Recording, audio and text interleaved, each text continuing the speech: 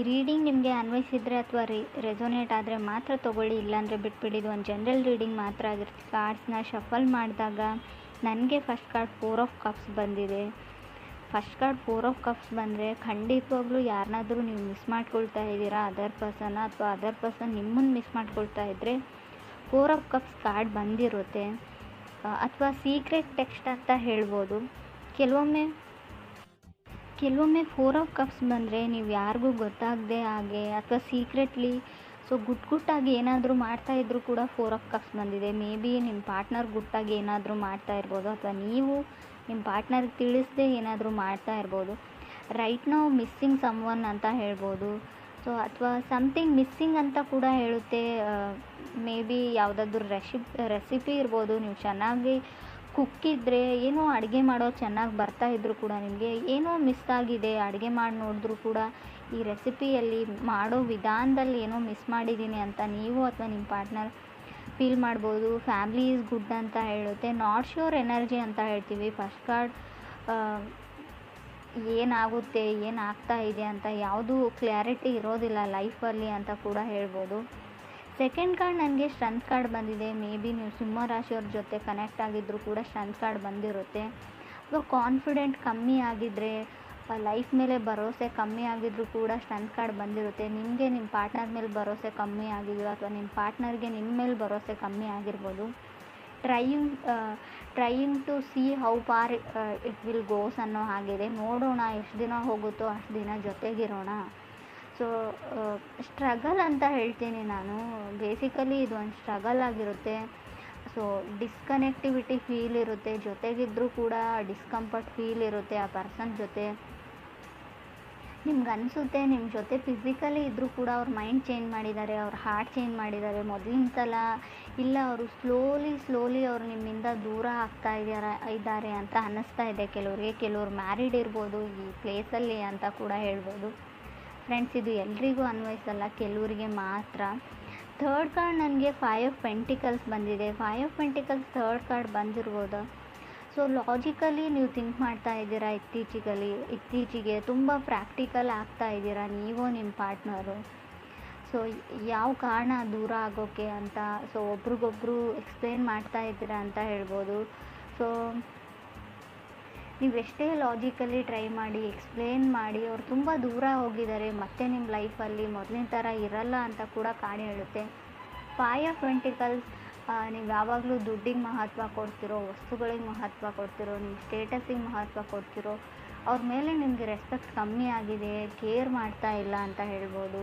ಅಷ್ಟೊಂದು ಮೊದಲಿನ ಥರ ಇರೋ ಒಂದು ಸೆಕ್ಯೂರಿಟಿ ಬಾಂಡ್ ಅವ್ರಿಗೆ ಫೀಲ್ ಆಗ್ತಾ ಇಲ್ಲ ಅಂತ ಹೇಳ್ಬೋದು, ನಿಮಗೂ ನಿಮ್ಮ ಪಾರ್ಟ್ನರ್ಗೂ. ಫೋರ್ತ್ ಕಾರ್ಡ್ ನನಗೆ ನೈಟ್ ಆಫ್ ಪೆಂಟಿಕಲ್ಸ್ ಬಂದಿದೆ. ಕೆಲವರು ನೈಟ್ ಆಫ್ ಪೆಂಟಿಕಲ್ಸ್ ಬಂದರೆ ಬ್ರೇಕಪ್ ಆಗಿದೆ, ಹ್ಯಾಪಿ ಟು ಸಿಂಗಲ್ ಅನ್ನೋ ಒಂದು ಲೈನ್ನ ಹೇಳ್ತಾ ಇದ್ದೀರಾ.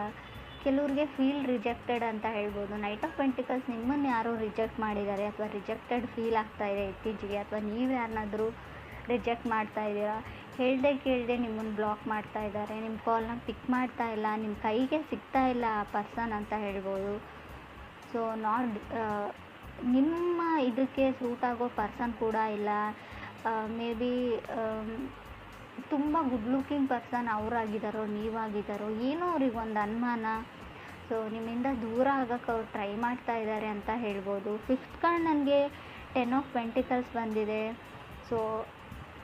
ಹಣ ತುಂಬ ಬರುತ್ತೆ ನಿಮಗೆ, ಹಣದ ಬಗ್ಗೆ ಯೋಚನೆ ಮಾಡಬೇಕಾಗಿಲ್ಲ, ಅಥವಾ ನಿಮ್ಮ ಪಾರ್ಟ್ನರ್ಗೂ ಸ್ಟೆಬಲ್ ಆಗಿದ್ರೆ ಅಂತ ಹೇಳ್ಬೋದು.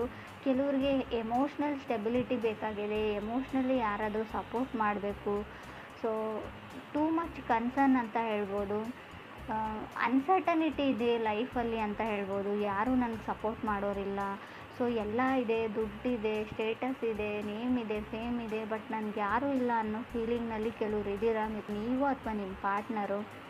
ಸಿಕ್ಸ್ತ್ ಕಾರ್ಡ್ ನನಗೆ ನೈಟ್ ಆಫ್ ಸೋರ್ಡ್ಸ್ ಬಂದಿದೆ.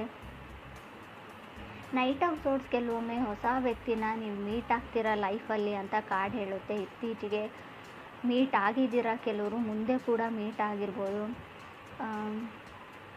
ಮೇ ಬಿ ಜನ ನಿಮ್ಮ ಬಗ್ಗೆ ಮಾತಾಡ್ತಾ ಇದ್ದಾರೆ ಅಥವಾ ಗಾಸಿಪ್ ಮಾಡ್ತಾ ಇದ್ದಾರೆ ಅಂತ ಕೆಲವರಿಗೆ ಅನ್ನಿಸ್ತಾ ಇದೆ. ಫ್ಯಾಮ್ಲಿಯಲ್ಲಿ ಗೊತ್ತಾಗಿರ್ಬೋದು ನಿಮ್ಮ ವಿಷಯ. ಸ್ಟ್ರಗಲ್ ಅಂತ ಹೇಳಲ್ಲ. ಸೊ ವಾರ್ನ್ ಕೂಡ ಮಾಡಿದ್ದಾರೆ, ನಾರ್ಮಲ್ ವಾರ್ನ್ ಇದೆ ಅದು. ಸೊ ಜನ ನಿಮ್ಮ ಬಗ್ಗೆ ಏನೇನೋ ಹೇಳ್ತಾ ಇದ್ದಾರೆ, ನಿಮ್ಮ ಫ್ರೆಂಡ್ ಸರ್ಕಲ್ ಇರ್ಬೋದು, ನಿಮ್ಮ ಕ್ಲಾಸಲ್ಲಿ ಇರ್ಬೋದು, ಜನ ನಿಮ್ಮನ್ನು ಅಬ್ಸರ್ವ್ ಮಾಡ್ತಾ ಇದ್ದಾರೆ, ಗಮನಿಸ್ತಾ ಇದ್ದಾರೆ ಅಂತ ಕಾರ್ಡ್ ಹೇಳ್ತಾ ಇದೆ. ಸೊ ಯಾವುದಕ್ಕೂ ಕೇರ್ಫುಲ್ ಆಗಿರಿ ಅಂತ ಹೇಳ್ತೀನಿ. ಸೆವೆಂತ್ ಕಾರ್ಡ್ ನನಗೆ ಕಿಂಗ್ ಆಫ್ ಕಪ್ಸ್ ಬಂದಿದೆ. King of cups may be ವೃಶ್ಚಿಕ ರಾಶಿಯವ್ರ ಜೊತೆ ನೀವು ಕನೆಕ್ಟ್ ಆಗಿರ್ಬೋದು. ಸೊ ಕಿಂಗ್ ಆಫ್ ಕಪ್ಸ್ ಬಂದಿರುತ್ತೆ. ಅಥವಾ ನೀವು ಒಂದು ರಿಯಲ್ ಲವ್ನ, ಟ್ರೂ ಲವ್ನ ಹುಡುಕ್ತಾ ಇದ್ದರೆ, ನಿಜವಾದ ಪ್ರೀತಿನ ಹುಡುಕ್ತಾ ಇದ್ದರೆ ಕೂಡ ಕಿಂಗ್ ಆಫ್ ಕಪ್ಸ್ ಬಂದಿರುತ್ತೆ ಸೆವೆಂತ್ ಪ್ಲೇಸಲ್ಲಿ. ಕೆಲವ್ರಿಗೆ ನಾನು ಆಗಲೇ ಹೇಳಿದೆ, ಇಂಟ್ರೆಸ್ಟ್ ಕಮ್ಮಿ ಆಗಿದೆ, ಸ್ಲೋಲಿ ನಿಮ್ಮಿಂದ ದೂರ ಸರಿತಾ ಇದ್ದಾರೆ ಅಂತ ಹೇಳ್ಬೋದು. ಸೊ ಅವ್ರು ನಾರ್ತ್ ಪೋಲ್ ಆದರೆ ನೀವು ಸೌತ್ ಪೋಲ್ ಆಗ್ತಾ ಇದ್ದೀರಾ, ಗೊತ್ತಾಗ್ತಾ ಇಲ್ಲ. ಸಡನ್ನಾಗಿ ಯಾವಾಗ ಆ ವ್ಯಕ್ತಿ ಚೇಂಜ್ ಆದರೂ, ಯಾಕೆ ಚೇಂಜ್ ಆದರೂ, ಪ್ರಾಕ್ಟಿಕಲಿ ಲಾಜಿಕಲಿ ಏನೋ ಥಿಂಕ್ ಮಾಡ್ತಾ ಇದ್ದಾರೆ ಅವರು. ತುಂಬ ಲಾಜಿಕಲ್ ವೇಸ್ನಲ್ಲಿ ಥಿಂಕ್ ಮಾಡಿದರೆ, ಎಲ್ಲದಕ್ಕೂ ಲಾಜಿಕ್ನ ಹುಡುಕ್ತಾ ಹೋದರೆ ಲೈಫಲ್ಲಿ ನಿಮಗೆ ರಿಯಲ್ ಆಗಿ ನೀವು ಲೈಫ್ನ ಲೀಡ್ ಮಾಡೋ ಲಾಜಿಕ್ನೇ ನೀವು ಮರ್ತು ಬಿಡ್ತೀರಾ ಅಂತ ಹೇಳ್ಬೋದು. ಖುಷಿಯಾಗಿರೋ ಲಾಜಿಕ್ನೇ ಕೆಲವರು ಮರೀತಾ ಇದ್ದೀರಾ. ನೀವು ನಿಮ್ಮ ಪಾರ್ಟ್ನರ್ಗೂ ಅವರು ರಿಯಲೈಸೇಷನ್ ಮಾಡ್ಕೊಳ್ತಾ ಇಲ್ಲ ಅವ್ರು ಏನು ಕಳ್ಕೊಳ್ತಾ ಇದ್ದಾರೆ ಅಂತ. ಸೊ ಏಯ್ಟ್ ಕಾರ್ಡ್ ನನಗೆ 10 ಆಫ್ ಕಪ್ಸ್ ಬಂದಿದೆ. ಸೊ ರಿಯಲೈಸೇಷನ್, ತುಂಬ ಟಾಕ್ಸಿಕ್ ಎನರ್ಜಿ ಇದೆ ಅಂತ ಅವ್ರು ಅಂದ್ಕೊಂಡಿದ್ದಾರೆ. ಡೋಂಟ್ ನೋ ಏನು ಮಾಡಬೇಕು, ಇದನ್ನು ಹೇಗೆ ಸರಿಪಡಿಸ್ಬೇಕು ಅನ್ನೋ ಓವರ್ ಥಿಂಕಿಂಗ್ ಇದೆ. ಬಟ್ ಅಲ್ಲಿ ಏನೂ ಇಲ್ಲ, ಎಲ್ಲನೂ ಇದೆ, ಎಲ್ಲ ಖುಷಿ ಇದೆ. ಸೊ ಅವರು ಖುಷಿಯಾಗಿದ್ದರೆ ಖಂಡಿತ ಆಗುತ್ತೆ. ಈಗೋ ಪ್ರಾಬ್ಲಮ್ ಇದೆ ಅಂತ ಹೇಳ್ಬೋದು. ನಾನು ಸೋಲಲ್ಲ, ಅವರೇ ಸೋಲಬೇಕು. ಸೊ ತುಂಬ ಒಂದು ಟೆಕ್ಸ್ಟು ಅಥವಾ ಒಂದು ಕಾಲ್ಗೆ ಆನ್ಸರ್ ಮಾಡಿದರೆ ಏನಾದರೂ ಆಗುತ್ತಾ, ಮೊದಲಿನ ಥರ ಯಾಕೆ ಇರೋಕ್ಕಾಗಲ್ಲ ಅಂತ ಕೂಡ ನೀವು ಯೋಚನೆ ಮಾಡಬೇಕು ಮಿಥುನ ರಾಶಿಯವರು, ನೀವು ಅಥವಾ ನಿಮ್ಮ ಪಾರ್ಟ್ನರು. ಸೊ ಇಲ್ಲಿ ಯಾವುದೇ ತೊಂದರೆ ಇಲ್ಲ, ಥರ್ಡ್ ಪಾರ್ಟಿ ಇಲ್ಲ, ಯಾರೂ ಇಲ್ಲ. ನೀವು ಅಂದ್ಕೊಂಡಿರ್ಬೋದು ಯಾರಾದರೂ ಇರ್ಬೋದಾ ಅಂತ, ಆ ಥರ ಯಾರೂ ಇಲ್ಲ. 9th ಕಾರ್ಡ್ ನನಗೆ ಹೈ ಪ್ರೀಸ್ಟಿಸ್ ಬಂದಿದೆ. ಹೈ ಪ್ರೀಸ್ಟಿಸ್ ಬಂದಿರೋದ್ರಿಂದ ಕೆಲವರು ಟಾಕ್ಸಿಕ್ ರಿಲೇಷನ್ಶಿಪ್ನ ಬಿಟ್ಟು ಮೂವ್ ಆನ್ ಆಗ್ತಾ ಇದ್ದರೆ, ಆ ಥರ ಇದ್ದರೆ ಓಕೆ ಬಿಡ್ಬೋದು. ಬಟ್ ವಿತೌಟ್ ರೀಸನ್ ನೀವೇ ಏನೇನೋ ಕಲ್ಪನೆನ ಮಾಡಿಕೊಂಡು ಒಂದು ಒಳ್ಳೆ ರಿಲೇಷನ್ಶಿಪ್ನ ಹಾಳು ಮಾಡ್ಕೊಳ್ಳೋದು ಒಳ್ಳೇದಲ್ಲ ಅಂತ ಕೂಡ ಕಾರ್ಡ್ ಹೇಳುತ್ತೆ. 10th ಕಾರ್ಡ್ ನನಗೆ ಡೆವಿಲ್ ಕಾರ್ಡ್ ಬಂದಿದೆ. ಹೈ ಪ್ರೀಸ್ಟಿಸ್, ನೀವು ಯಾರ ಲೈಫಿಂದ ಹೊರಗಡೆ ಹೋದರೂ ಅವ್ರ ಮೇಲೆ ಸ್ಪೈ ಮಾಡ್ತಾ ಇರ್ತೀರಾ, ಅವ್ರನ್ನ ಗಮನಿಸ್ತಾ ಇರ್ತೀರಾ, ಅವ್ರು ಏನು ಮಾಡ್ತಾರೆ, ಎಲ್ಲಿಗೆ ಹೋಗ್ತಾರೆ, ಯಾರನ್ನ ಮೀಟ್ ಆಗ್ತಾರೆ ಅಂತ ಆ ಎನರ್ಜಿನ ಕೂಡ ಹೇಳುತ್ತೆ. ಅಥವಾ ನಾರ್ಮಲಿ ನೀವು ಸಿಂಗಲ್ ಇದ್ದರೂ ಕೂಡ ನಿಮ್ಮನ್ನು ಯಾರಾದರೂ ಗಮನಿಸ್ತಾ ಇರ್ಬೋದು, ಅಥವಾ ನೀವು ಯಾರನ್ನಾದರೂ ತುಂಬ ದಿನಗಳಿಂದ ಗಮನಿಸ್ತಾ ಇರ್ಬೋದು. ಅವ್ರ ಮನೆಯಲ್ಲಿ ಅವ್ರ ನೇಮ್ ಏನು, ಅವ್ರ ಸ್ಕೂಲ್ ಯಾವುದು, ಕಾಲೇಜ್ ಯಾವುದು, ಅವ್ರು ಎಲ್ಲಿ ಇರ್ತಾರೆ, ಏನು ಮಾಡ್ತಾರೆ ಅನ್ನೋ ವಿಷಯನ, ಇನ್ಫಾರ್ಮೇಷನ್ನ ಕಲೆಕ್ಟ್ ಮಾಡ್ತಾಯಿದ್ರೆ, ಅಥವಾ ನಿಮ್ಮ ಬಗ್ಗೆ ಯಾರಾದರೂ ಕಲೆಕ್ಟ್ ಮಾಡ್ತಾ ಇರ್ಬೋದು. ಕೇರ್ಫುಲ್ಲಾಗಿರಿ ಯಾವುದಕ್ಕೂ. 10th ಕಾರ್ಡ್ ಡೆವಿಲ್ ಕಾರ್ಡ್ ಇರೋದ್ರಿಂದ ಸ್ಟ್ಯಾಂಡ್ ಯುವರ್ ಗ್ರೌಂಡ್ ಅಂತ ಹೇಳುತ್ತೆ. ಸೊ ನಿಮ್ದು ಯಾವುದೇ ರಿಸ್ಟ್ರಿಕ್ಷನ್ ಇದ್ದರೂ, ಯಾವುದೇ ಕೇಜಲ್ಲಿದ್ದರೂ, ನೀವು ಬಂಧನದಲ್ಲಿದ್ದರೂ ಕೂಡ ಅದರಿಂದ ಹೊರಗಡೆ ಬನ್ನಿ. ಸೊ ಏನಾದರೂ ಮಾಡಿ, ಡಿಪೆಂಡ್ ಆಗಬೇಡಿ. ಸೊ ಡಿಪೆಂಡೆನ್ಸಿ ಒಳ್ಳೆಯದಲ್ಲ, ಯಾರ ಮೇಲೂ ಡಿಪೆಂಡ್ ಆಗಬೇಡಿ. ಸೊ ನಿಮ್ಮ ಸ್ವಂತ ಎಬಿಲಿಟಿಯಿಂದ ನೀವು ಕೆಲಸ ಹುಡ್ಕೊಳ್ಳಿ, ಕೆಲಸ ಮಾಡಿ, ನಿಮ್ಗೇನು ಬರುತ್ತೋ, ನಿಮ್ಮ ಹತ್ರ ಏನು ಸ್ಕಿಲ್ ಇರುತ್ತೋ ಟ್ರೈ ಮಾಡಿ. ಇಲ್ಲ ಅಂದರೆ ಹುಡುಕಿ, ಸೊ ಟ್ರೈ ಮಾಡಿ, ಸ್ಕಿಲ್ನ ಕೂಡ ಡೆವಲಪ್ ಮಾಡ್ಕೊಳ್ಬೋದು. ಝೀರೋ ಸ್ಕಿಲ್ ಇದ್ದರೂ ಕೂಡ ಏನಾದರೂ ಹೊಸದಾಗಿ ಕಲಿಬೋದು. ಆ ಥರ ಯಾರೂ ಇರೋದಿಲ್ಲ ಜೀರೋ ಸ್ಕಿಲ್ಲಲ್ಲಿ. ಏನಾದರೂ ಗೊತ್ತಿರುತ್ತೆ ನಿಮಗೆ, ಅದನ್ನು ಟ್ರೈ ಮಾಡಿ ಅಂತ ಹೇಳ್ತಾ ಇದೆ ಕಾರ್ಡು. ಕೆಲವ್ರಿಗೆ ಸೊ ಅನ್ಸರ್ಟನಿಟಿ ತುಂಬ ಕಾಣಿಸ್ತಾ ಇದೆ ನನಗೆ. ಸ್ಟೆಬಲ್ ಮೈಂಡ್ಸೆಟ್ ಇಲ್ಲ, ಸಡನ್ನಾಗಿ ಚೇಂಜ್ ಆಗೋ ವ್ಯಕ್ತಿ ಜೊತೆ ನೀವು ಕನೆಕ್ಟ್ ಆಗಿದ್ದೀರೋ ಅಥವಾ ನೀವೇ ಆ ಥರ ಇದ್ದೀರೋ. ಸೊ ಕೆಲವ್ರಿಗೆ ಏನೋ ಗೊತ್ತಿಲ್ಲ, ಫೋಕಸ್ ಚೇಂಜ್ ಆಗ್ತಾ ಇದೆ ಅಂತ ನಾನು ಮುಂಚೆನೇ ಹೇಳಿದ್ದೀನಿ. ನೀವು ಅಂದ್ಕೊಂಡಿರೋದ್ರ ಕಡೆ ನಿಮ್ಮ ಗಮನ ಇಲ್ಲ. ಸೊ ಖಂಡಿತವಾಗ್ಲೂ ಫೋಕಸ್ ಚೇಂಜ್ ಆಗ್ತಾ ಇದೆ. ಮೇ ಬಿ ಫೈನಾನ್ಷಿಯಲ್ ಅನ್ಸರ್ಟನಿಟಿ ಕೂಡ ಹೇಳ್ತೀನಿ ನಾನು. ಹಣಕಾಸಿನ ಏರುಪೇರು ಕಾಣ್ಬೋದು, ಸ್ವಲ್ಪ ಹಣ ಜಾಸ್ತಿ ಖರ್ಚಾಗ್ಬೋದು. ಸೊ ಅಥವಾ ನೀವು ಶಾಪಿಂಗ್ ಮಾಡ್ತಿರೋ, ಅಥವಾ ದುಡ್ಡು ನಿಮ್ಗೆ ಗೊತ್ತಿಲ್ಲದೆ ಹಾಗೆ ದುಡ್ಡು ಫೋಲ್ ಆಗೋ ಚಾನ್ಸಸ್ ಇದೆ.